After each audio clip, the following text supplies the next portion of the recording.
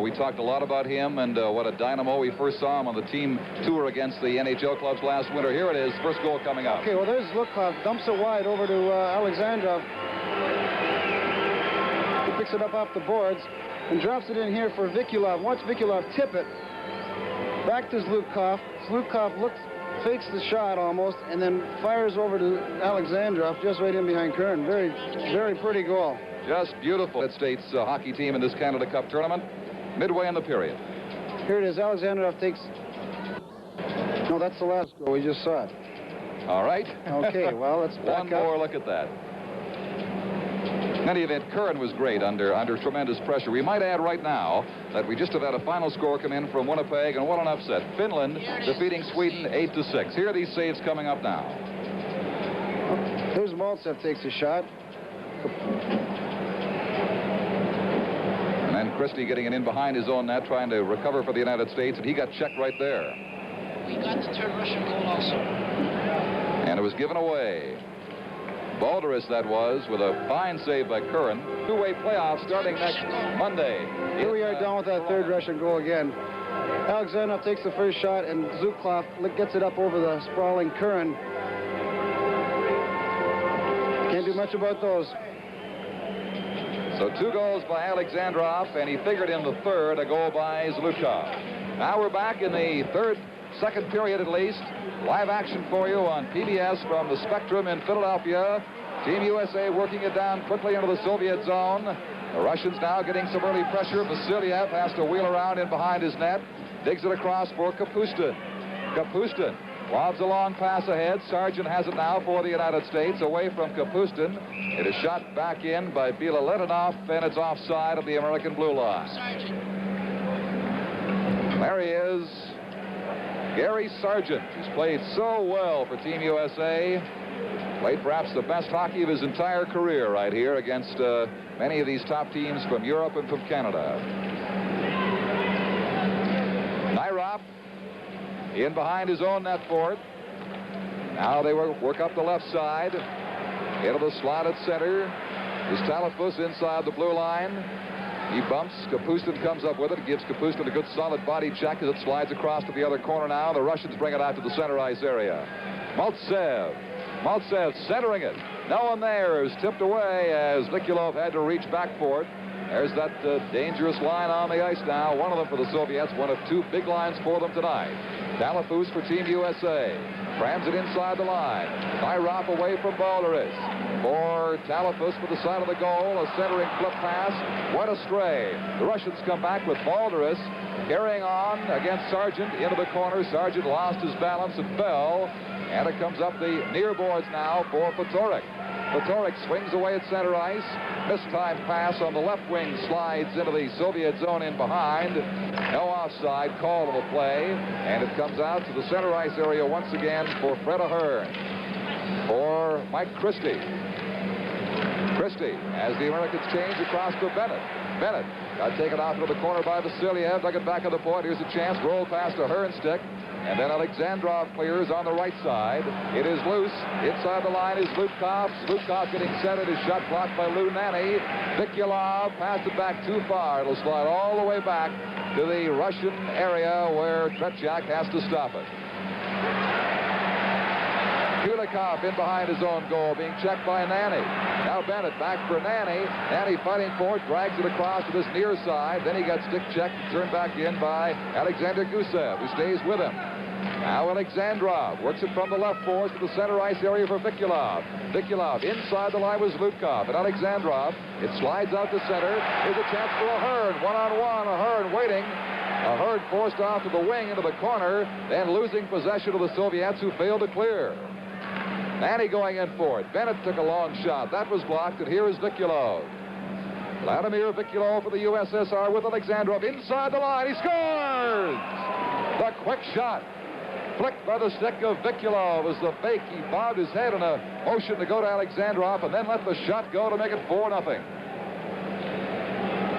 That goal coming at the 2-minute and 41-second mark of the second period. Here it is, Billy.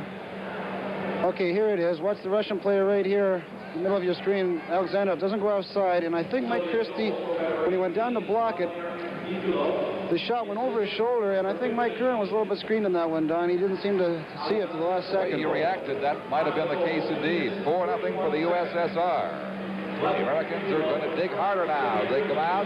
Patrick's long shot is 12 rows up into the red seats, in behind the Soviet goal. With about 3 minutes gone in the second period, the Russians, as you have seen, have just scored their 4th goal. And wouldn't you know it, it's that same basic combination, that line, that has accounted for all the goals now. Vikulov putting in number 4.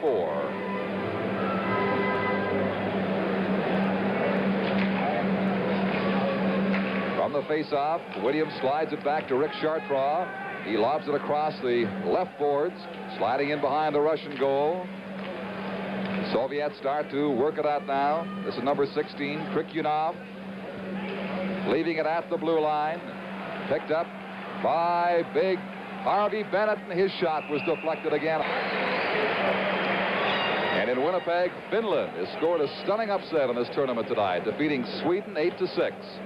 No report as yet from Montreal, where Canada is playing Czechoslovakia. That's going to make things interesting, Don. The Finn team beating the Swedes now. That may fire up the Russians even more. Inside the American blue line. Sliding save by Curran as he came out to meet Alexander Skyortsov and cut off that scoring bid. Well, the Soviets know they have to win if they want any chance at all of being in that playoff starting next week.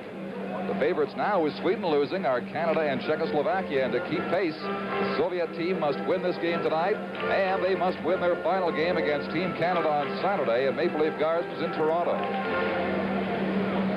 The Canadians, the only team with an unblemished record so far. Here's Nyrop in behind the American goal for Sargent. Sargent from the Los Angeles Kings slides it up the boards.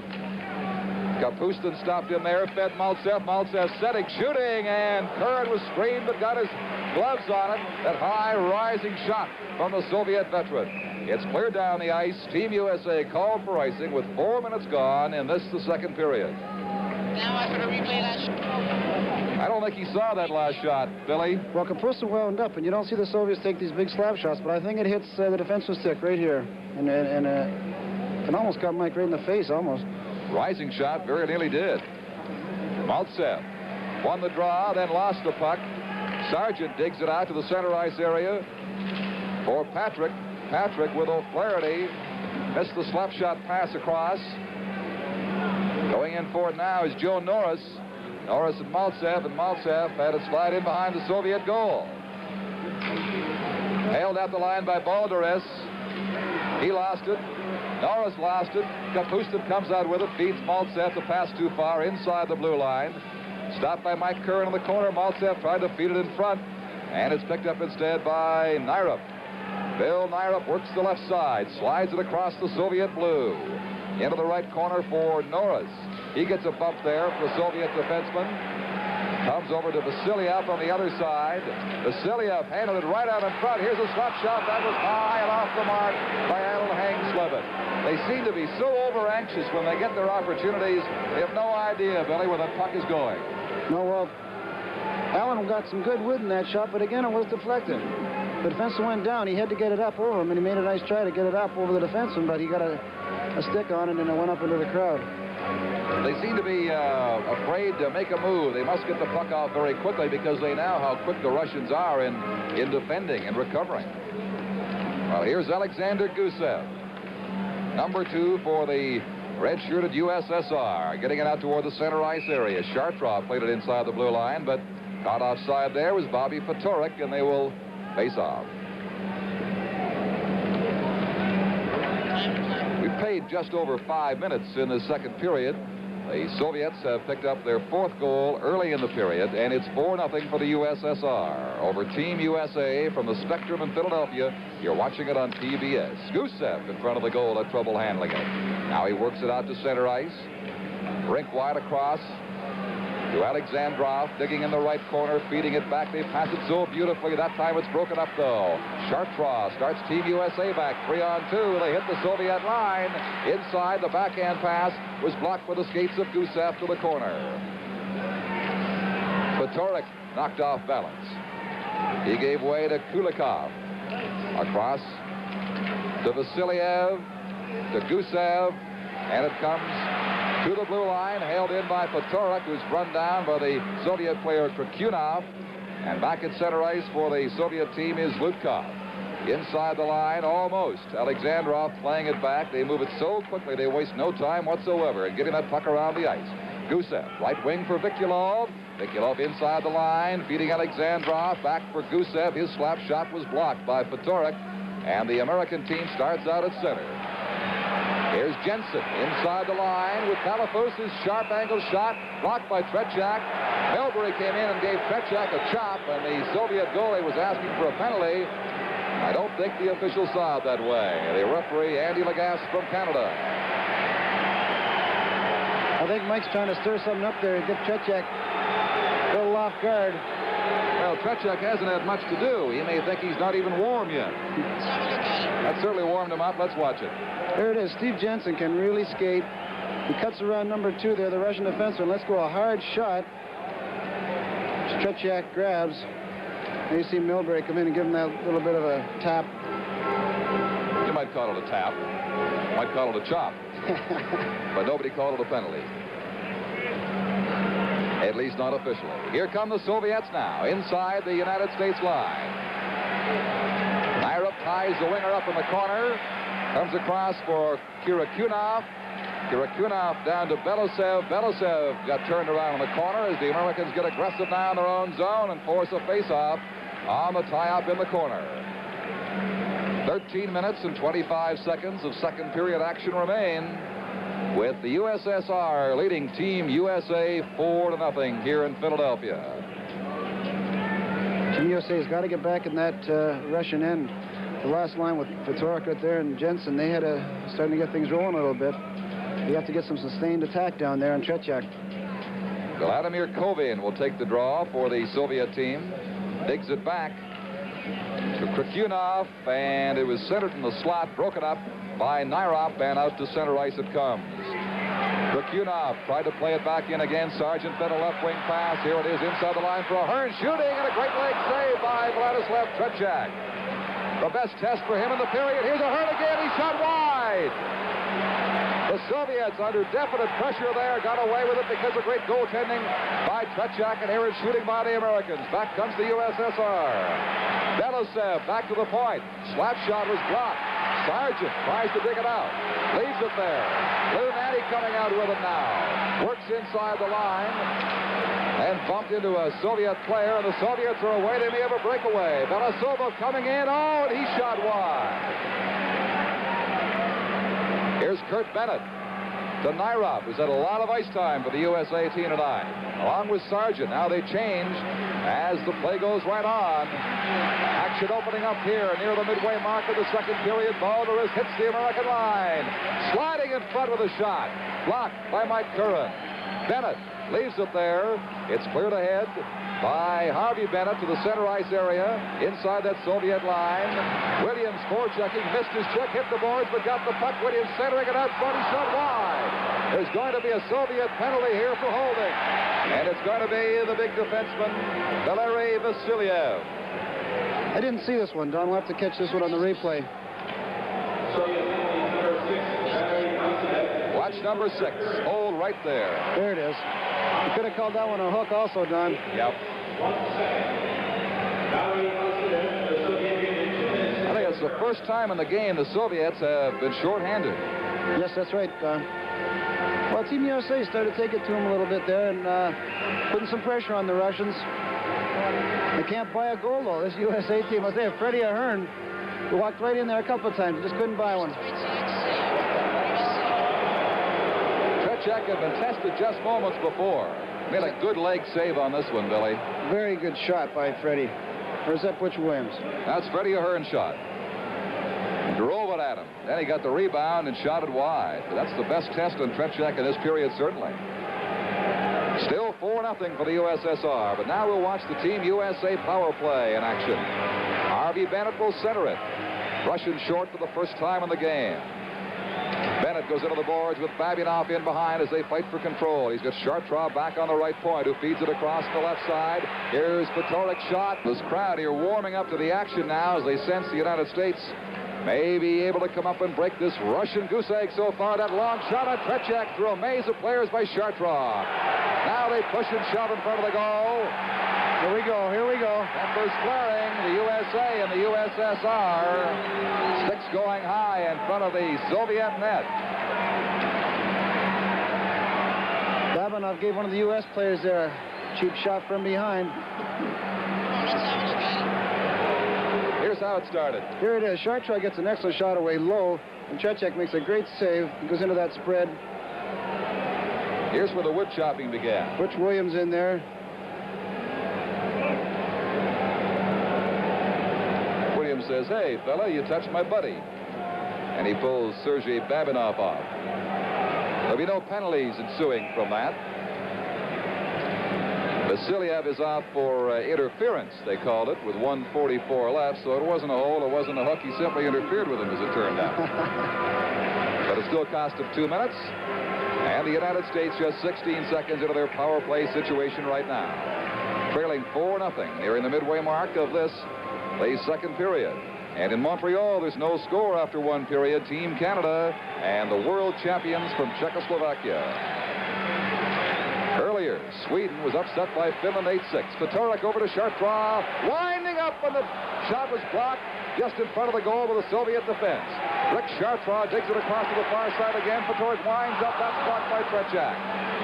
All around the Soviet goal, the play is whistled down. There's going to be a high-sticking penalty, I think, against a Soviet player. Maybe one each way. Yep, I think they got Bennett for high sticking, and the Russian player slashed him back. So the Soviets will be down to 3 attackers plus their goalie Tretiak, and the Americans will still have the advantage. Yes, in goes Harvey Bennett, tall, rangy player, and into the other side of the penalty box is Bila Letinov for the Soviet Union. Zinitel Bila Letinov. I wanted to say it just once tonight to make sure I could. When you weren't rushed, right, Don? I'll tell you, I can't believe the job you're doing. That's a very common name he has if you live in the USSR. It's an everyday, it's a housework.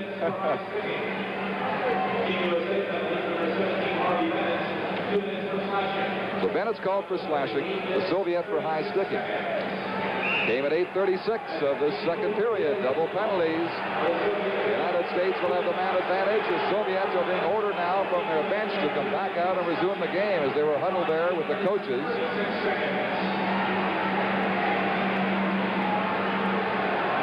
Have you noticed? We saw this power play in the early minutes before those last 2 penalties. It looked very, very impressive. These are the penalties right here. Number 5. Litnyov and Bennett giving each other a few love taps.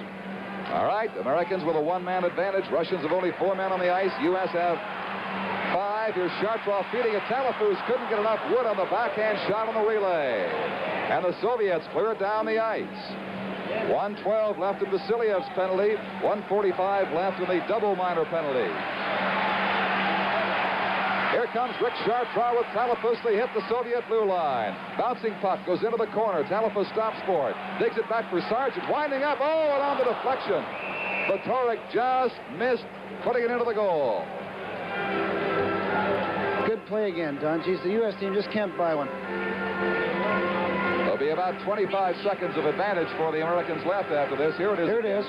Chartraw takes it into the corner, feeds it back to Sargent, and just tipped over the top of the net by little Robbie Patorik. And Patorik stays on the ice. The Soviets again conferring at the bench. The crowd booing because they've slowed it down now. Sergei Babinov finally comes out to become the 3rd Soviet player in front of Tretiak. Patorik with Talafus, Sargent, and Chartraw. Babinov did not clear from the corner. Patorik comes up with it, beats. Oh, and Sargent's shot went wide. All the way around the boards and down the ice. Time running out for the U.S. manpower advantage in this penalty situation. Chartrand to Sargent inside the blue. Stops, makes the play back to Chartrand, back to Sargent, hopped over his stick. Fedoruk got tied up in the corner against the Soviet player Babinov, and they whistle it down. He's quite a player, young Bobby Fedoruk. Phoenix Roadrunners. They say that, as we mentioned at the outset, he means to this club what Bobby Clark means to Team Canada. I think we can see why. A real digger, an opportunist, a guy who doesn't let his diminutive size inhibit him in any way. I'm impressed with him, Don. I've never seen him play before, and like you say, he's the Bobby Clark of Team USA. No score in Montreal between Canada and Czechoslovakia. 8-6, Finland upsetting Sweden in Winnipeg, and 4-0 here, nearing the midway point of the second period, the midway point of the game for the USSR. Only seconds left now in this manpower differential on the penalty situation. So the U.S. will have to strike quickly. Kurt Bennett stands at center, wins the draw, back to Bill Nyrup. Nyrup with Manny out there, feeds it on the left side. Bennett in the corner. Polic circling around in front. They dig it out. No one there to relay it. Held in by Lou Nanny.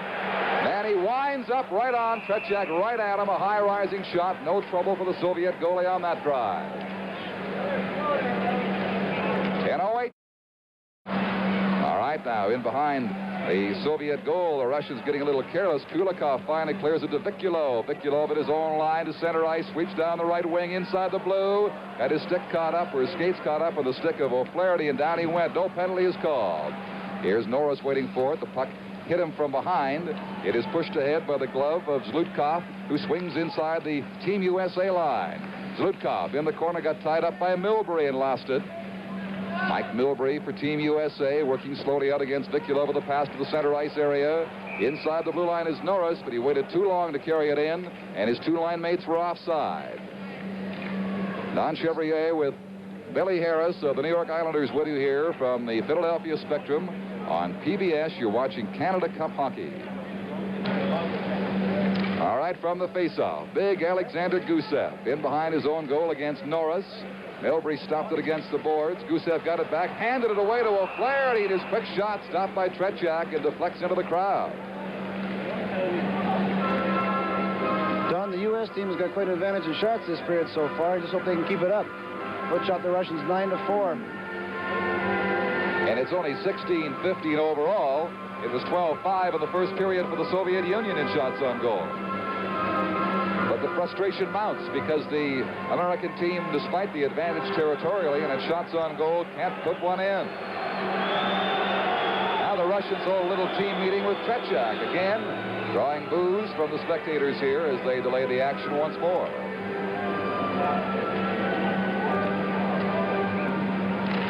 Alexander Maltsev won the faceoff. Then the Soviets got tied up. Here's the pass for O'Flaherty from Norris. Norris into the corner with it, digs it back on the point. That shot, a pass into the corner, went aimlessly wide. Norris escaped the check behind the goal. Maltsev took it away from him. Milbury winds up. Not enough wood on that slap shot. Norris has it. Can't find a man to pass to, and the Soviets dig it out, and here comes Sergei Kapustin. So Kapustin overskates the puck at the American blue line. Back with it is Rick Chartrand. For O'Flaherty, it's too far down the ice. They'll call Team USA for icing with 8:17 to play in this second period, and there you see it, 4-0 for the USSR. And I see that you'll be here with the Islanders in Philadelphia, Billy, on September the 19th. We open up here also, Don. Our opening game of the season is here, I think it's October 7th. You could pick an easier place to start, you know. Oh, well, hey, if you're going to start, you may as well start with the best. Face off with Maltsev in the circle for the USSR. Digs it back to Kapustin, winding for the backhand, lets it go, and a fine stop on the short side by Mike Curran. Out come the Americans now. Here's Butch Williams working it inside the line, taken away by Kapustin back at center ice. Williams circles, shoots it inside the blue line, but again, those quick reacting Russians get it out to the mid-ice area. Here's Bennett, dropping it back, the slap shot by Williams, and Tretiak had a little trouble with that one. That might have been partially screened. The Americans now in shots on goal are just one behind in this game. Here's the replay. They've had a big edge in the second period, but no goals. You see Kurt Bennett dropping it back to Butch Williams here. He gets a good shot away. A little bit of a screen. No rebound, though. Watch Stretchak cover up that rebound. He doesn't leave too many of those lying around. Solid goaltending you can always expect from that man. You better have a good shot to beat him. That's what we try and do with Kenny Dryden, Don. You know, he always gets that first one, but you got to get someone in front for those rebounds. Yet Dryden's lifetime average against the Soviets is over 6 goals a game. It's amazing the trouble he's had with the Russian sharpshooters, as Curran has had tonight, but he's played so well. Out in front, oh, great chance for Bennett there. He didn't see the puck, and when he did, he was tied up by Vladimir Kovin. Soviets have been under pressure for minutes now, but the United States just can't put it all together and mount into a goal. Here comes Kovin down the left wing, pushed off the puck by Sargent. Sargent passed to center ice. It's left there, an open wing now in the relay as those Americans are not sticking to their positions, getting over anxious. Pops into the U.S. zone. Tried to pass it in front for Belousov. It didn't arrive. Now Sargent. A lot of ice time for him in this game tonight. He's played exceedingly well. Works it up the boards for Williams. Long relay. That's ruled free. Across the blue line. Going in for it there was Craig Patrick. He bumped with the Soviet defender, Sergei Babinov, and then goes in and pounds him against the boards. But the Russians come up with it. Belousov to center ice. Feeding it for Skvortsov. Skvortsov across the blue line. Into the corner. Waits to make his play. Digs it back on the point. Over to Alexander Gusev, winding, and that was blocked by the stick of Mike Sargent. Sargent now will bring it out for the United States. Long center ice pass, broken up by the Soviet player Babinov.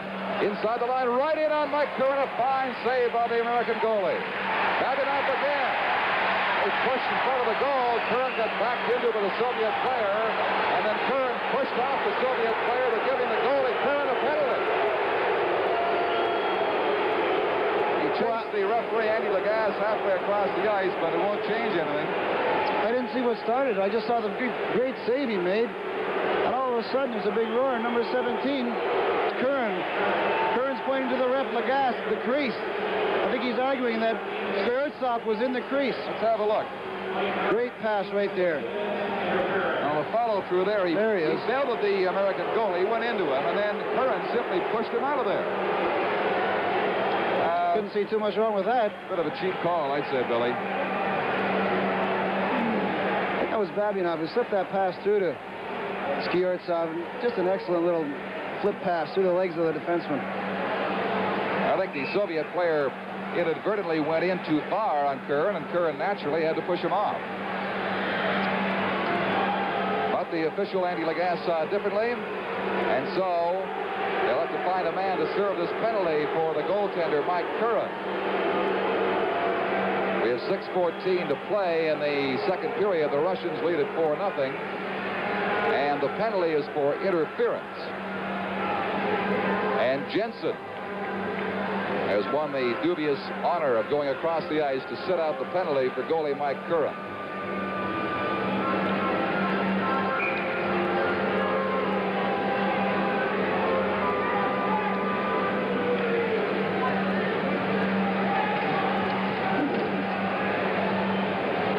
Soviets will have their power play on the ice again. And guess who they send out? That line that's responsible for all the goals. Alexandrov, Zlutkov, and Vikulov. Gusev back on the point with Alexander Kulikov. Alexandrov with it now. Back to Kulikov, winding for the shot that was blocked by Bennett. Rolls to Alexandrov on the corner. Bennett on the boards for the United States, clear. And it's gloved by Gusev as he circles back inside his own blue line. Here comes Vikulov being turned around by Bennett. Alexandrov goes back to pick it up and mount a play for the Soviet Union. Over to Kulikov. Rink wide for Alexandrov, the left winger inside the United States blue line, feeds it across from the far point. Kulikov back to Alexander Gusev. Gusev back to Kulikov. Kulikov getting set, passing in front. Alexandrov, it hopped past him. And it's picked up by Chartrand, who got it out over the line and in among the spectators at the Soviet bench. 1:17 left in Curran's penalty being served by Jensen. 5.5 minutes to play in the second period, and the Soviet Union leads the United States 4-0 in Canada Cup hockey here on PBS.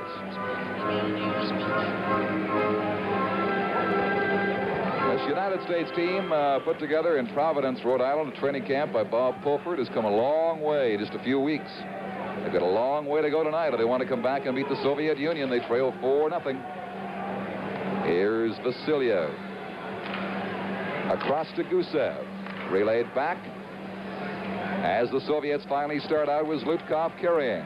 Ahead to Alexandrov. Fakes a shot. Goes right in. Got hip checked by Sargent. The puck's in the crease, and Curran lost it for a moment. Went down to cover up and force a face-off. Sargent got a good piece of Alexandrov coming in that time. Less than a minute left in Curran's penalty being served by Jensen.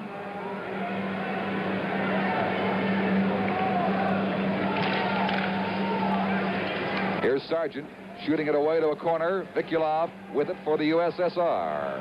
Vikulov winds and shoots from that sharp angle, and there to cut it down and cover and hang on was Mike Curran once again. The Russians are shooting a lot more, Don. Here's the replay. Here it is. Now, normally the Russians will try and set something up from here. You wouldn't see a Russian take a shot from this bad angle, but maybe want to try and catch the goalie off guard. Late change after the face-off. Puck was dropped for a moment, and now they'll do it again. As Bob Pulford changes personnel to try to kill off the remaining 48 seconds of this interference penalty. Here's Gusev. There's Big Gusev. Veteran of Olympic and World Championships with the Soviet Union.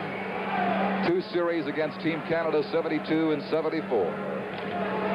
And, of course, that tour of NHL cities this past season. All right, play resuming. Shot to center ice by Nyrup for the United States all the way down to the Soviet zone. But 35 seconds left of the penalty now. The Americans trying to keep the pressure on the Russians in their zone, but the Russians break out. It's 3-on-2.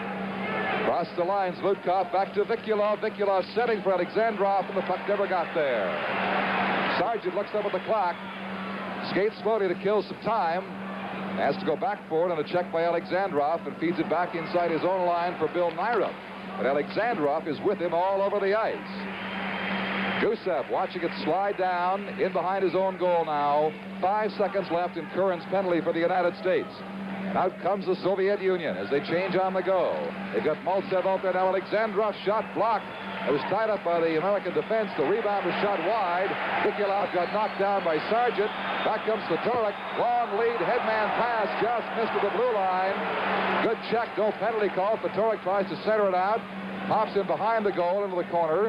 Alexandrov with a long shift for the USSR still on the ice. Plays it for Maltsev. Maltsev stopping in the corner. Lost control. Back comes the United States team, but it's broken up by Kapustin. The Soviets constantly forechecking, constantly coming forward and putting pressure on the Americans.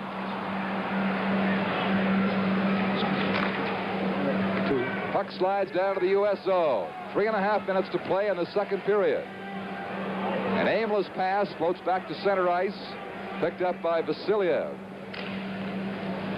Ahead for number 19, Balderas. Balderas inside the line, got taken down by Milbury. Back comes Team USA. This is Fedoruk backhanding it in front. Oh, what a great chance there as Dean Talafus came right in on Tretiak. Here's Fedoruk missing it. Flips it back. Talafus keeps it in. Talafus centering it for Jensen. Hopped over his stick. And Balderas comes out with Kapustin.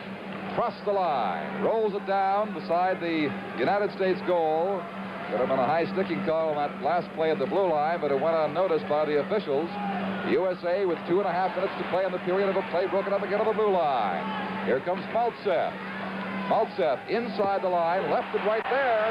Talafus 2-on-1 with Patrick inside the line, getting set to pass to Patrick, broken up by Balderas, floating back to recover for the USSR. Here's Krakunov.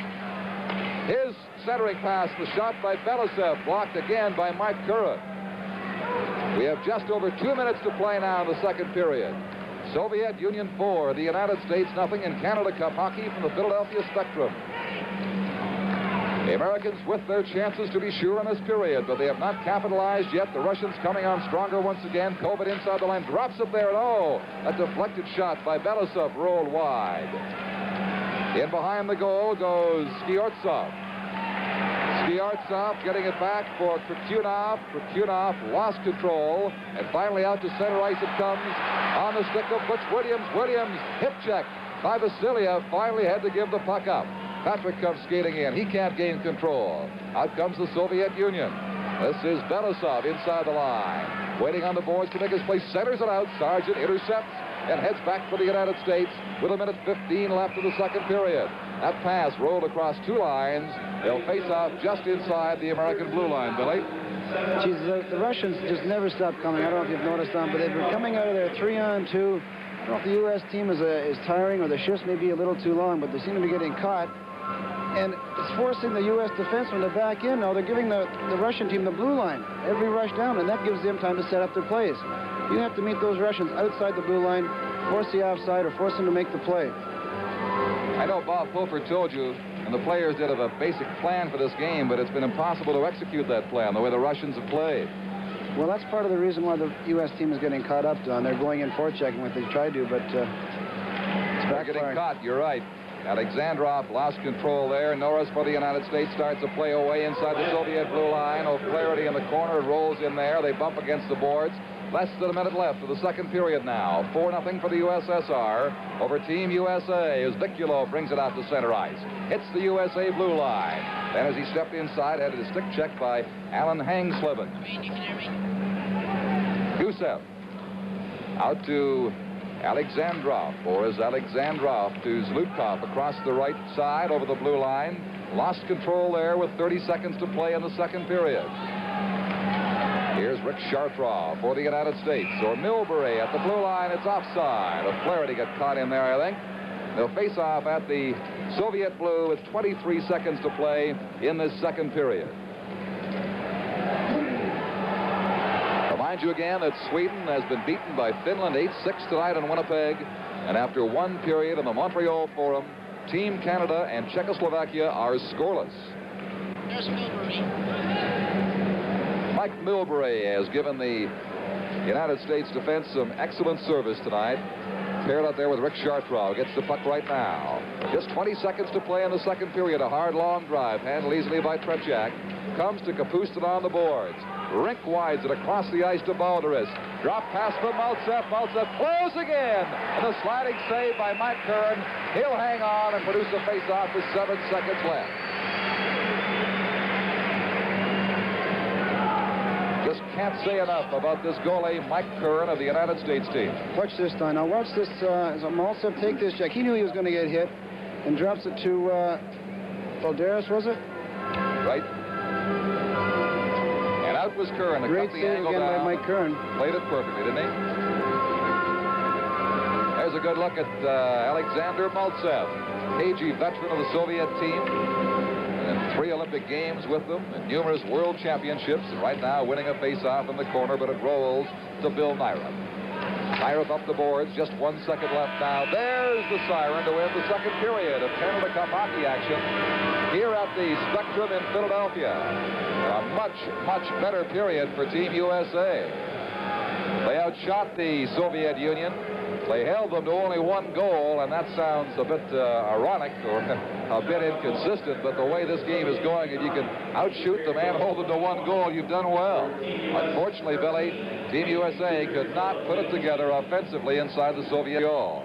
And if the United States could somehow come back and win this one, because Sweden has lost tonight to Finland, they could be in a 3-way tie for 3rd place. Third period play is underway, but the American team has got a big challenge ahead of it now as the puck is chopped by Ahern up into the crowd. Alexandrov getting 2 goals, Zlutkov and Vikulov, 1 each for the Soviet Union. That line accounting for all 4 USSR scoring plays tonight. Puck dropped by Matt Pavlich, comes out to the blue line area held in by the United States. Here's Milbury keeping it in for Bennett. Bennett stopping, flips it right up beside the goal. No American in position to make a shot. Milbury against the board, centers it out. That was deflected, and the Soviet team now brings it out. Here is Vikulov with Alexandrov. They hit the USA blue line. Good moves by Alexandrov, but no one to pass to on the relay as Lutkov was out of position. Chartrand ties up Vikulov behind the goal, allows Milbury to carry it out. Across to Bennett. Kurt Bennett across the Soviet line. Drop pass for Polic. For Ahern. Ahern had it bounce off his stick, and a stick check by Vikulov.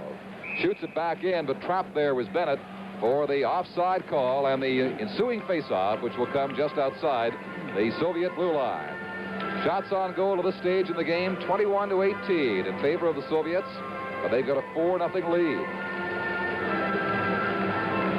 Don Chevrier along with Billy Harris of the New York Islanders with you from the Spectrum in Philadelphia tonight on PBS Live Canada Cup hockey action.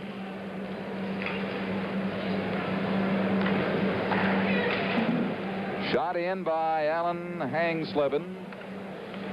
Cleared around by Bedeletinov for the Soviet Union. Gets it out on the right side for Lebedev. His first time on the ice tonight. Lebedev's relay. And just missed by Golikov as the Russians change players and put new ones out there early in this third period. They bump inside the blue line. The Soviets skating it out back toward their own zone to get something organized. Yuri Lebedev getting it across to Vasiliev. And Vasiliev relays it off the boards past Golikov down the ice. Curran lets it go. No icing is called. Waved off by the officials. Sargent overskates the puck. Repnev also on for the first time. A complete new Soviet line. Works it behind the goal. And he was checked by Norris. This is Norris working out to center ice for Team USA. Slowed down by the nagging harassment of number 13, Golikov. In behind the goal. O'Flaherty bumps as the puck slide around. Lebedev with it. Back to the other side. Coming out to Repnev. Repnev sending Lebedev away at the blue line of the United States. Setting for a shot way off the mark. 10 rows up in behind Mike Curran. You'll hear a roar here in a moment. It's about a baseball score. There it is, the 4-2 win for the Phillies, so they have finally won a ball game. The Soviet Union is not yet tonight won a hockey game here, but they're well on their way with a 4-0 lead over Team USA.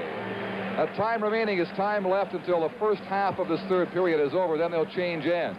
Now 7:35 remaining. Here's Patrick losing it. Center ice, Babinov for the Soviet Union. Played in by Belosev. Goes around behind the goal. Stumbling there against the boards was Mike Christie. Having trouble clearing now. Soviets clear it high in behind the referee, Andy Lagasse. Into this corner for Patrick. Out for Christie. Christie being watched by Soviet players. Babinov just kept it in. Now team moves out. Here's Harvey Bennett going inside the line of the corner against Babinov. Plays the puck, not the man. Tries to tie it up for a face-off and succeeds. There'll be a face-off with 6:51 until they'll change ends. 16:51 left in this third period. Well, this number 4, Sergei Babinov, has played an outstanding game for the Soviet Union. He's a new one to me, Billy. He wasn't around in previous tours. I've never seen him before, Don. But indicative of the tremendous depth of hockey talent in the Soviet Union. They keep coming up with new ones all the time. They've left Yakushev at home, Harlamov at home, Mikhailov, so many of the veterans we've come to meet. No, Sagankov, and yet with this new team, these new players, the Soviets are dominating here again tonight. Long shot handled easily by Tretiak. I'd like to get into why they brought these players over a little later, Don. We get a break. All right. Working inside the line was Rick Chartrand. Finally had the puck taken away by a guy that's very familiar, Alexander Gusev. Vikulov, as that top line is on the ice now, battles against the boards with Milbury for possession. Comes out to Talafos at center ice. Gusev with it for the Soviet Union. His pass for Zlutkov popped over his stick. Chartres to Talafus. And that pass for Fatorik went astray. Americans being pinned in. Now they come out to center ice at the Soviet blue line. Inside the drop pass for Fatorik. For Jensen, off the mesh, the back of the goal. Jensen tries to jam it in front, being tied up by their strong player Alexander Kulikov. And that'll bring about a face-off to the right of Tretiak. Yes, about this thing you wanted to bring up, Billy. Well, Don, I was listening to the press all along before the tournament started, and the Russians put in a list of a certain amount of players that they didn't include certain big names. And then, when they applied for their visas, these names were on the list. But there is a lot of new ones. Now, these are younger players. Now, the Russians apparently claim that they want to get these players ready for the World Tournament. Now, there's been a lot of controversy over whether possibly the Russians were scared of losing, and they're using this as a cop-out, or these players may be used to playing on the smaller Canadian surface. I don't know, but maybe they thought coming over here, playing all the games over here, they just didn't feel they were going to be able to win it. I think that's partly true, what you say. Also, the fact that you can't, you have to try to understand the Soviet line of thinking, and that is that this is not a world championship to them. The official world championship is in April in Vienna, and to them that means much more. But don't kid yourself. I'll tell you, they'd like to win here. They'll downplay it by saying we had new players if they don't. Well, I think that these are their best players. There's no doubt about that. As of right now, and just think what's left back home in case these don't pan out. Anyway. If these aren't their best players, I'd hate to see their best ones. Well, Yakashev I'm certainly thinking of for one. Against the boards, there's Nairop taking the Soviet player Lebedev heavily in there, and the play is whistled down. There'll be a face-off coming up just inside the Soviet blue line with exactly 15 minutes left in the third period and the game, and 5 minutes remaining until they'll change ends here in the third period. Another thing, Don, I don't know if you've noticed in those shots down by the Soviet bench, they've adopted, no doubt about it, some, what could you call it, American habits or traits, Canadian traits of the game. But do you remember the announcer used to be on the bench? Mm-hmm. Well, now their announcer is just sitting down from us. Nikolai Rozarov. He used to stand on the boards and do play-by-play, and it's taken him till this year to move upstairs where you can see the game a whole lot better. All right, play resumed. Inside the line, that pass went to an open corner for the Americans to pick it up and bring it out of there. Here's Christie feeding on the left side. That shot was blocked. Hard slap shot by Alan Hangsleben. Broke his stick on the play, digs back for a new one at the United States bench as the Soviets come out. Kurkunov inside the line. Kodov had his pass broken up. Slap shot by Babinov, deflected. That's up into the crowd, 6 rows deep. Middle of a face-off at a 4-0 game with 4:16 remaining until they change ends in this third period. Sweden has been beaten by Finland 8-6 in Winnipeg tonight. And after 2 periods, getting set for the third of the Montreal Forum, surprisingly, in many ways, no score between Czechoslovakia and Team Canada. Saturday, Canada plays the Soviet Union in Toronto, while the United States will take on Finland in their last scheduled tournament game. The Finns, after winning tonight, are going to be tough. Here's Patrick losing it to Maltsev. And Maltsev got turned around. Patrick won it again. Vikulov digs it out in front, and Gusev's shot was deflected wide, and that goes out of play. Certainly isn't as enthusiastic as when the Flyers are playing. I remember that 7th game a couple of years ago in your semifinal series against them here. I have never heard so much noise in one building in all my life. Well, they had their lucky charmer with them that night, too, Don. That gets the crowd going pretty good. Old Kate Smith, and then just seconds after the game started, they scored a goal, and the Islanders were sunk for the night. The 7th in a deciding game. But a great series it was. Here's Gusev. Patrick almost stole it, and a bad pass by Gusev. Covering up for the Soviets there was Lutkov. They go inside the line with Vikulov. Vikulov turning, relaying it out to the far side. Here's the slap shot. That was knocked down. Chartres against the Soviet player as he falls. Plays it in behind his own goal. Then up the left boards, the puck slides down the ice inside the Soviet blue, and Big Gusev goes back for it.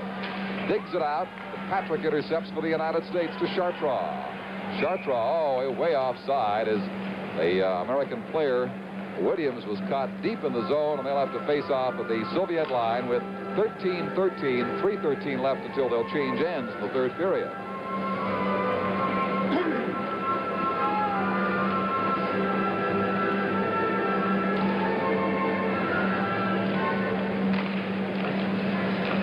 Nyrup gets it back from Sargent, then overskates the puck. Here's Jensen to the line. Stopped there by Bilaletinov.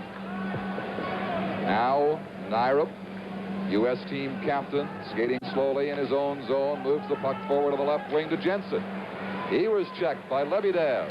Lebedev, a quick relay in front of the goal.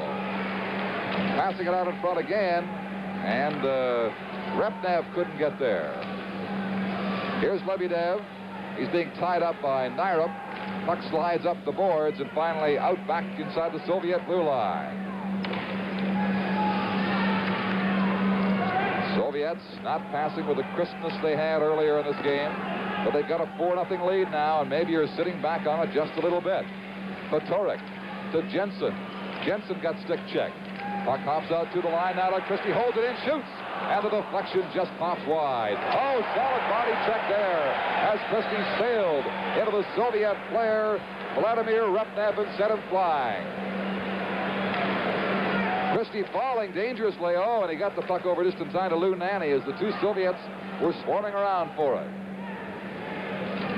Zinatel Bilaletinov in his own zone leaves it for Valery Vasilyev. Patorek takes it away from him. Digs it back into the corner for Talafus. Talafus passing it in front of the backhand shot. Oh, hurried too much by Kurt Bennett. He could not get a good drive away. And it comes to the United States line, and inside the hard drive was stopped by Curran off the stick of Vasilyev in the slap shot. Here's Bennett. Center ice. Soviet line inside. Digs to the corner. Still has the puck back to the point. Intercepted there by number 23, Valery Belosev. And down the ice it comes back to the American zone. Here's Bennett. 2-on-2. Bennett with a hard hit. Oh, they shoot over top of the goal, and a great scoring chance again. Miscued by the American team. Less than a minute left till the change ends in the third period. Here's Belosev. Under pressure. Falling. No penalty there. Just some good tight checking by the American player Lou Nanny on defense. Christie has been throwing his weight around in the last few minutes. Gets it out to Polic. Polic inside the line. His shot goes wide. Ahern carries on the corner against Babinov. Babinov wins it. Takes a stiff check, but gets the puck free, and it slides down the ice as the contact picks up here with now 20 seconds to play until they'll change ends in the third period. The Soviets lead 4-0. Opening up a little bit now as the American team fires it down wide. The rebound, and Williams hammered one. Or it was number 29, Hangsleben, fired one from point-blank range.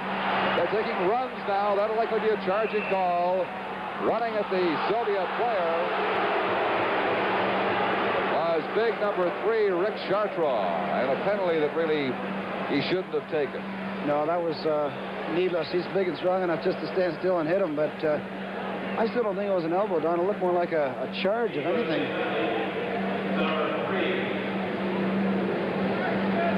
Chartrand took about 6 steps to get at him. Here's the previous check by Sargent. Earlier we saw some great checking. Here was that was Christie coming in and belting the Soviet player in the corner, Vladimir Repnev. He went right off after that one too, Don. He was shaken up a little bit. That wasn't the penalty call, by the way. That was the previous check. This one they call Chartrand for elbowing at 9:58 of this third period.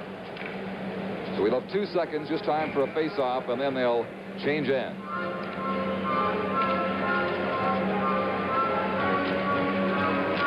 There it is. They drop the puck. They know there's no time. Gusev hangs on to it, and now they will switch around for the final 10 minutes. And I should explain how this rule originated. It was when hockey was played on outdoor rinks in Europe that they used to make it fair in case the wind was blowing one way or there was a snowbank at one end. And actually, since they moved indoors, they've retained it. But it's good for the spectators because you get to see your team, whoever you're cheering for, at your end, wherever you're sitting, for exactly half the game. Unbelievable. Where did you take that one up? Somewhere in Europe. Well, I can remember when I used to play outside, Don, and it would make the wind. They're to come back against the Soviet Union, trailing 4-0 now, as we move to the final 10 minutes of this Canada Cup tournament game. Here's Lutkov sending Alexandrov away inside the line. Back to Vikulov. Vikulov tried to steer it in front of the goal. Couldn't do so. Sargent broke it up. He looks a bit like Jim Nielsen physically. Plays like a strong heads-up defenseman. Got it down the ice. And the Soviets, Vasiliev with it now. To Gusev. They've been a pair for years. Veteran defenseman. Patrick for the United States couldn't make the blue line play. Now the Soviets, Alexandrov with it. Alexandrov waiting. Weeds his way through O'Flaherty. Vikulov, and the shot was blocked at the defense. Nairov got a piece of it. Slides to the corner. Vasiliev over to Alexandrov. Back to Alexander Gusev. Waiting to organize their play now. They got the power play advantage. A minute left on the American penalty. Gusev feeds it down the boards. Takes it back on the point. They'll take all night until they can make it work. Over to Vasiliev. Vasiliev feigns the slap shot, drives it down to Alexandrov, and then a miscue is picked up by Craig Patrick. Back he comes for Team USA to center ice. With Sargent inside the line, or O'Flaherty. The Soviets pick it up. Vikulov to Lutkov with Alexandrov 3-on-2. Oh! The defenseman Nairov fell. The relay in front of the rebound. It's still loose in there. And finally, Nairov recovers for the United States, but does not clear all the way out. Vasiliev gets it across to Alexander Gusev. Gusev into Lutkov. Back to Alexandrov. Setting to Vasiliev. Hopped over his stick. Out it comes. 15 seconds left of the penalty. The United States may now be able to kill the Soviet power play. Chartres off for elbowing. Just 5 seconds left in that penalty now. We have 8 minutes left in the game, and the Soviets lead 4-0 here at the Philadelphia Spectrum. Chartres back on. The teams are at full strength.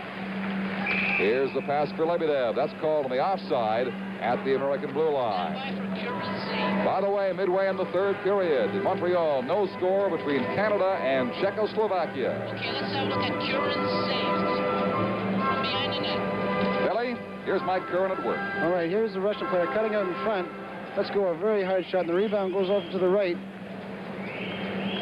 The pass back over to the Russian, off the crease there we saw, was blocked by the U.S. defenseman. That's typical of those Russians, though. They don't like to spoil a shot, take a bad shot. They'll set somebody up. They'll wait all day until the right shot comes along. Lebedev, long lead, headman pass for Repnev goes too far. In fact, far enough to be called for icing, and they'll bring it back. With 7:39 to play in the hockey game. 4-0 for the USSR. Philadelphia has been the home base of the American team. They played 2 games here. They tied the Czechs 4-4 the other night, and now trail the Soviets 4-0. They will be playing in Montreal, their final game on the weekend against Finland. The Finns tonight knocked off Sweden 8-6. That'll be quite a finishing game for both these teams. Here's Christie from the point. His deflected shot goes wide. Bennett against the boards. Gets tied up by Vasiliev. Christie keeps it in from the left point. Vasiliev for the Soviet Union. Getting it around on the far side and finally out to center ice. Golikov works it out there. Vasiliev, the defenseman, rushing in with it now. Drops the pass on the right side. Here's Golikov turned around. Tried to feed Vasiliev. He gets hammered against the boards by a Curran. And the United States team brings it back to center. They're 2-on-1 going in now. Now the Soviets come in. Golikov caught up with it. And there's going to be a play whistle down. And I believe a penalty detected by the referee, Andy Lagasse, inside that USSR blue line. It'll be a Soviet penalty to number 13, Alexander Golikov. Did you catch it, Bill? I didn't see it, Don. Did you notice the Russian passing? Just incredible passing. The U.S. players came back, tried the same play, and they just haven't played enough together. And Freddie Ahern dropped it there for Bennett, and he just wasn't expecting it. So scientific, so quick, and their reflexes are just incredible to watch. Well, I listened to Freddie Shiro during the intermission while you were getting a soda. Very interesting talk, and that was part of it there. The Russians are so adept, and they're so quick. They're all-round athletes. They're top soccer players. They're top gymnasts, and it shows the way they move out there on the ice. I'll tell you, Fred Shiro knows that Russian system and how they think and react as well as any man in North America. Here's a pass right in front. Oh, the point-blank save by Petchiak, robbing Dean Telefos, who had him cold. I'll tell you, this U.S. power play is looking all right, Don. Great pass by Robbie Fatorik. Spotted Dean Talafus over there in the high slot. Maybe we'll see it here. Here it is. Chartra over to Fatorik. Controls it. He skates in, fakes his shot, and lays it right in there. Just Dean's all alone, gets his puck up on Chechak, and he couldn't find a corner, could he? He drove it right up into him. He couldn't go left or right. I don't think he meant to get up that high. I think when you're that close, you should shoot in. What a great scoring chance for the United States to break this Soviet shutout. 6:48 left now, minute 45. And Dolokhov's penalty. Talafus a good stiff body check there. And the Soviet player came out of the corner swinging. He didn't like that. As gloves come up now, and Kemper's player in that USSR corner to the left.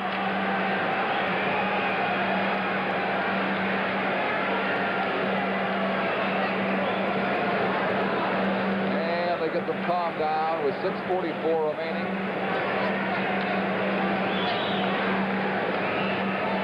Babinov skating out of there, back to the Soviet bench to cool off. We're going to have another look. Here it is, Don. The Russian players got it now. Bennett and Talafus started getting up on the guy. That's not what you mean by 2-on-1, is it? They could have called that one piling on. There are too many men on the ice in one spot. It was Repnev who took the pounding, and he didn't like it. He fought his way out of the corner. All right, play about to resume now. Minute 41 left on that Soviet penalty. The Russians with Repnev in behind the goal, failing to make his pass flick, comes to Harvey Bennett. Away from Babinov, swings it back to the point, the left side. Got to work it across to Chartrov. Bad pass thrown down there. And the Soviets come back now. Repnev and Lebedev with it. Lebedev killing this penalty, taking all kinds of time. Gives it back to Repnev. Over to Lebedev. These two men playing games with the puck here at the expense of the Team USA power play. And having lost his stick, Fatorik kicks it back to his defense player, Chartrand, who gave the puck away once again almost. That was Repnev with a chance. Saved by Nyrup. Nyrup comes across the blue line, or it is Jensen at least. Jensen swings behind the goal, out in front. No one there to connect on the relay. Repnev. One-on-one, lets a fast shot go. Handled high with the glove hand of Mike Curran. 40 seconds to go, and Golikhov's slashing penalty for the USSR. The United States has not capitalized yet on a power play. They'd love to hear, but right now the Soviets bring it inside. That was Vladimir Kurkunov. Had his play broken up. On the left side, sweeping down, it is Bennett. Tall, rangy Kurt Bennett inside the blue line. Drops it back for Fatorik. Fatorik stick check there momentarily. Kept in by Chartrand. Chartrand down to Jensen. Jensen ties up, leaves it there. In the corner, it slides free for a Hearn. Then a Hearn gets himself tied up by a Soviet player. And they go down in the corner trying to force a face-off. Babinov finally squeezes the puck with his skates and brings about a face-off. Rick Chartrand, who's played for the Nova Scotia Voyageurs in the American League and in the playoffs with the Montreal Canadiens, made a fine contribution. He's got a great future.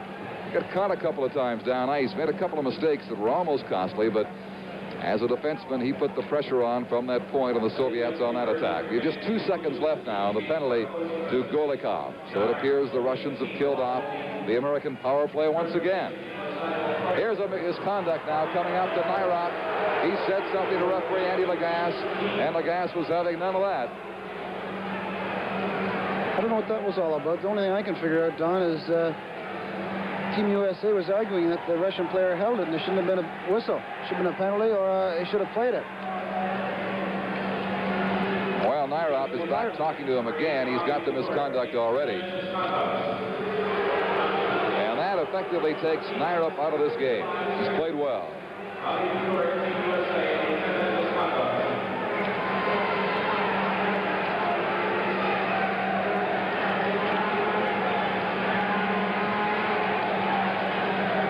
There may have been a penalty. It's Fatorik going into the box, not Nyrup. Nyrup was down talking, I guess, to the captain, appealing the misconduct given to Bobby Fatorik. So they've lost him for the game. Now Golikov comes out on the ice to end the shorthanded situation for the Soviets. Again, we didn't see anything on the part of Fatorik, but obviously he got close enough to say something the referee didn't want to hear. 5 minutes left in the hockey game. He's played well, young Bobby Fedoruk. I said it'd be a shame to lose Nyrup. It's a shame to lose this young man, too, the way he's played.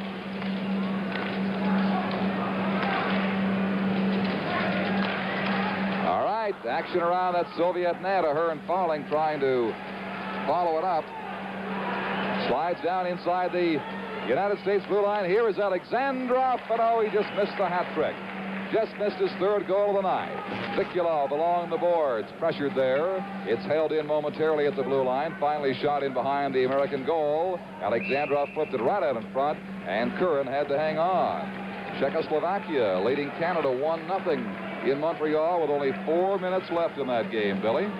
That's a bit of an upset, I'd have to say. Well, the upset not only is that they're leading, but that powerful, individually talented Team Canada team has been held scoreless for almost 60 minutes by the Czechs. Well, where does that leave? Where's my standings here? Where does that leave now? If Czechoslovakia wins, they'll go to first place, and then it's between the Soviets and Canada that game Saturday to decide who plays the Czechs in the final. So Canada must win against the Soviets if they are to go on, if they should lose this game tonight. Of course, a tie brings about different implications, but right now it's 1-0 for the Czechs. In this game, 4-0 USSR. Just over 4 minutes left. Norris keeps it inside the Soviet blue line. Then Zlutkov runs him down. He takes the Soviet player for a spill. There's a battle going on. Gusev is getting pounded by Hank Slevin. The Soviet player was punched twice by the American. The others so far are staying out of it. That almost reminds me of Ricky Lee in Moscow pounding Valery Harlamov of the Soviet Union as Game 6 ended.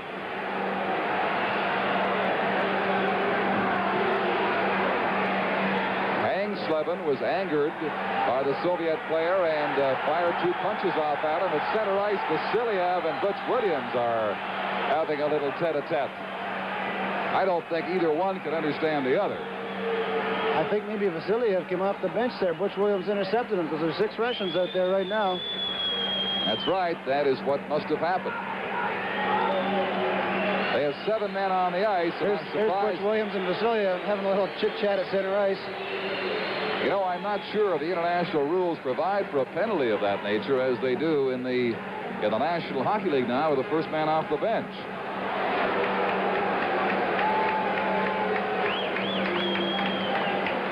That's a new NHL rule, certainly, a year or so ago. Yeah, they brought in a few more this year, Don, to try and curb the so-called brawling and...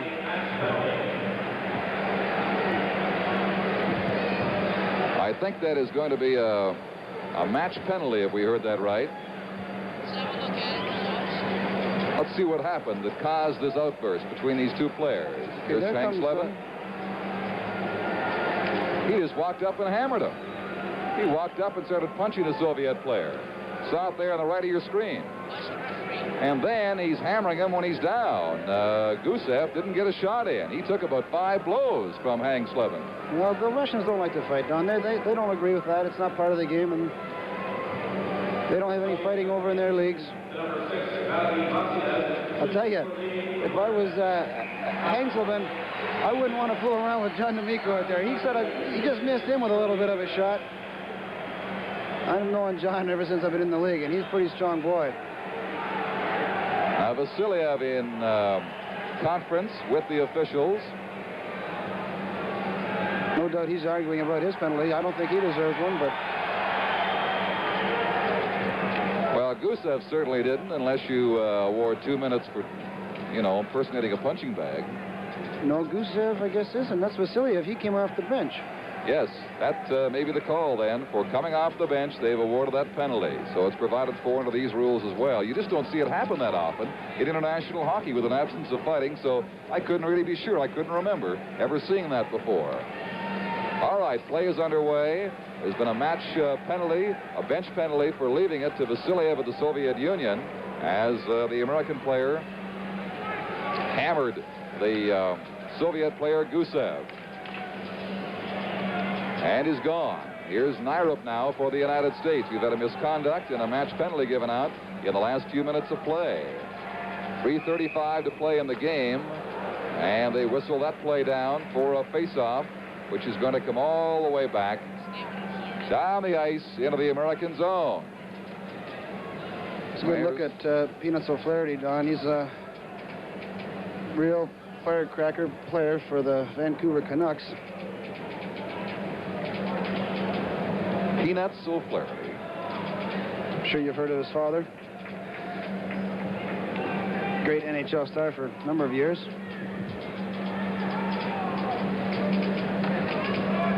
One nothing for Czechoslovakia over Canada very late in Montreal.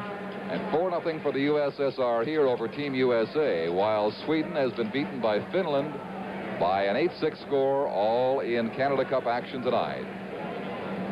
With a minute left now, it's still 1-0 for the Czechs in Montreal.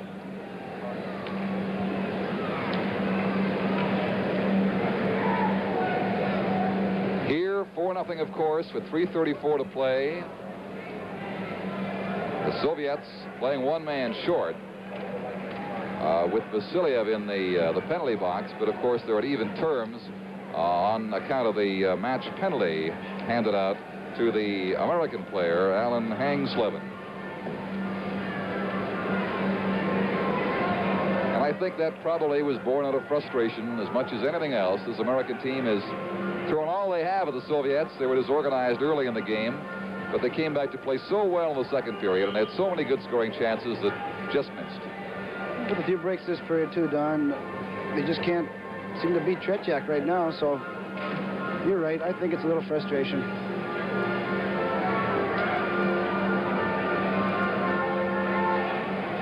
This loss, it definitely knocks them out of any contention of the top two teams. Backhand shot sailed wide into the United States corner, picked up by Harvey Bennett. Bennett, of course, Kurt Bennett, tall, rangy brothers of Team USA. Harvey brings it to the center ice area, then got tracked down by the Soviet player, number 12, Vladimir Kovin. It's inside the American line. Shot back to center ice, too far for Milbury. That'll slide down the ice and result in an icing call against the United States. And now we're told that Czechoslovakia has beaten Canada 1-0. That is a final score from the Montreal Forum, which sends the Czechs to the top of the pack with 7 points. Canada has 6. The Soviets, if they win this game, will have 5.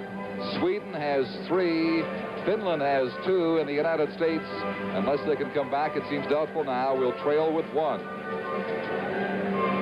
Don, would you promo Saturday night's game on PBS, Canada and Russia? So it'll come down to a very important game to decide the opponent for the Czechs.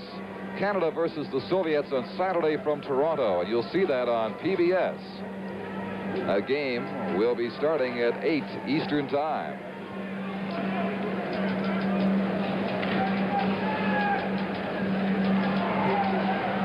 Gusev has recovered sufficiently from the pounding. He took a few minutes ago to play this puck up on the right side across the line for Repnev. Repnev lost it there. It goes into the corner. That is Alexander Golikov trying to get it free at the crease, and it is held by Mike Curran, with Christie holding the Soviet player off with 2:41 to play in the game and 41 seconds in the bench penalty to Vasiliev. Don Chevrier with Billy Harris of the New York Islanders with you from the Philadelphia Spectrum, as we have seen an inspired and motivated USSR team spring to action early, take a commanding lead, and then hold off the thrusts of the American team the rest of the way.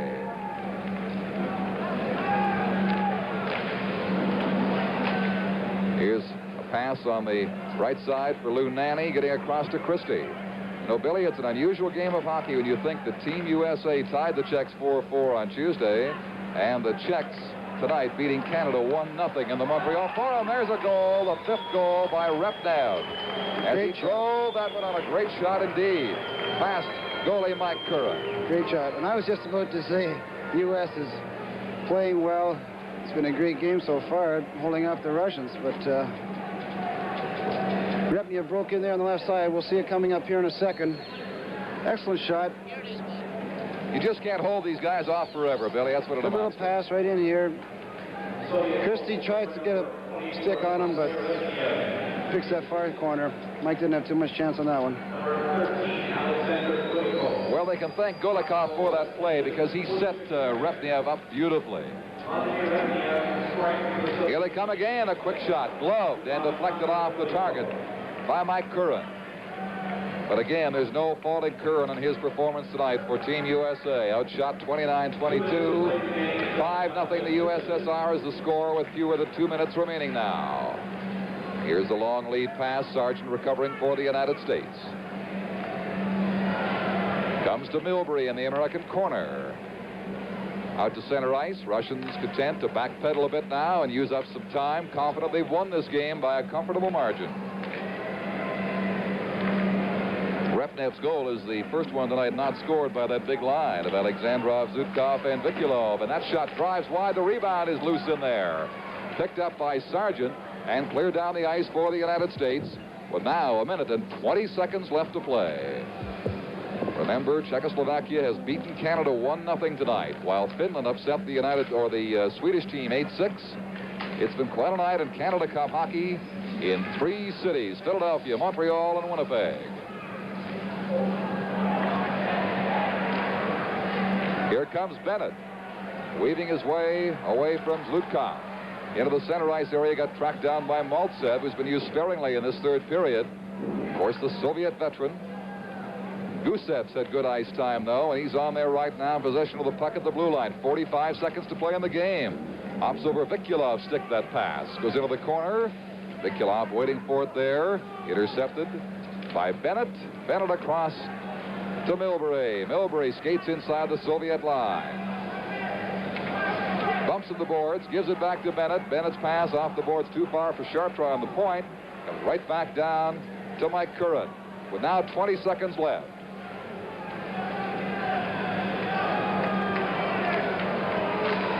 Chartrand had it taken away by Maltsev. The pass bounced off of Maltsev, stops, feeds it across to Vikulov, back to Maltsev. Maltsev getting set. He couldn't get full wood on it. The deflection pops into the glove of Mike Curran with 5 seconds to play. That's one time those passes backfired, Don.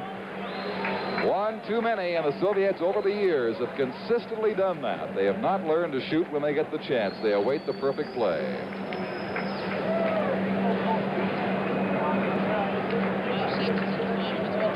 So we have 5 seconds left here, and the Czechs, having beaten Canada 1-0, have turned this tournament upside down. It means that Team Canada must now, with their first loss tonight, defeat the Soviets on Saturday in Toronto, and you'll see that on PBS Saturday night from Maple Leaf Gardens. Seconds ticking down to 2 as Vikulov is elbowed by Milbury, and there it is, the final buzzer to end the USA-USSR Canada Cup hockey game here in the Spectrum. A little bit of a scuffle there with Williams. He looked like he wanted to start something. I don't know. Well, the officials, and these are KG veterans, D'Amico, the linesman, and Pavlich moved right in there. Final shots on goal are 30-22, which makes it appear much closer than it was.